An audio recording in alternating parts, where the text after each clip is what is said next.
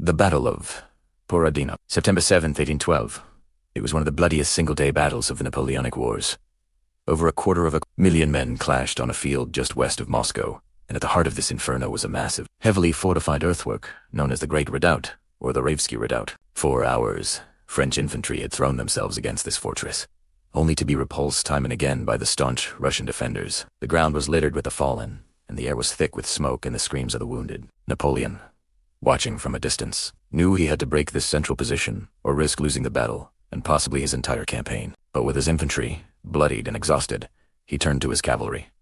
It seemed like a suicide mission. How could horses and sabers possibly succeed where cannons and bayonets had failed? The order was given to General Auguste Cavalry. His mission led his heavy cavalry, the mighty cuirassiers, in a desperate charge directly into the throat of the redoubt. Cavalry, whose own brother had been killed earlier that day, he reportedly told his men, "You will see me there, dead or alive." What happened next was the stuff of legend. The French cuirassiers, clad in shining steel breastplates and helmets, formed up. With a deafening roar, they spurred their horses forward, thundering across the corpse-strewn field. They galloped straight into a wall of Russian canister and musket fire. Men and horses went down in droves, but the momentum was unstoppable.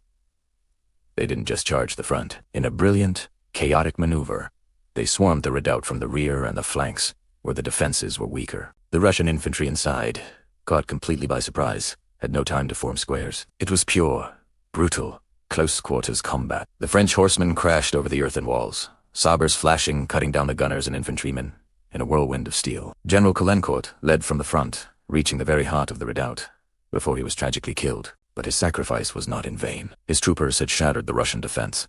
They had taken the Great Redoubt, though the Russians would eventually recapture it later in the day. This incredible cavalry charge remains one of the most audacious and spectacular moments in military history. It was a testament to the sheer courage and shock power of cavalry. A moment where horses and men charged into the mouth of hell and, for a glorious moment, emerged victorious. Thanks for watching. If you found this piece of history fascinating, be sure to like this video and subscribe for more epic stories from the past. See you next time.